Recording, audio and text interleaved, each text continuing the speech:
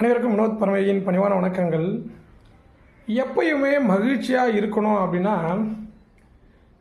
விருப்பு வெறுப்பு, அதாவது நம்ம மேலே விருப்பமும் காட்ட மாட்டாங்க, வெறுப்பும் காட்ட மாட்டாங்க. ஸோ அந்த மாதிரி பீப்புள்கிட்ட நம்ம பழக்கம் வச்சுக்கிட்டோம் அப்படின்னாக்கா கண்டிப்பாக துன்பம் இல்லாமல் வாழலாம்.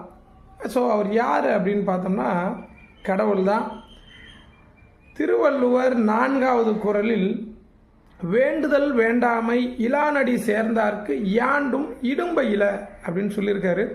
விருப்பு வெறுப்பற்று இருக்கக்கூடிய இறைவனுடைய பாதத்தை பணிந்து கொண்டே இருந்தீங்க அப்படின்னா துன்பம் இல்லாமல் அழகாக வாழலாம்.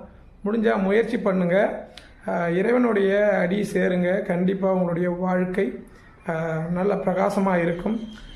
விருப்பு வெறுப்பு இல்லாத ஒரு ஜீவன் அப்படின்னா நம்மளுடைய இறை தான், ஒரு நம்பிக்கை தான்.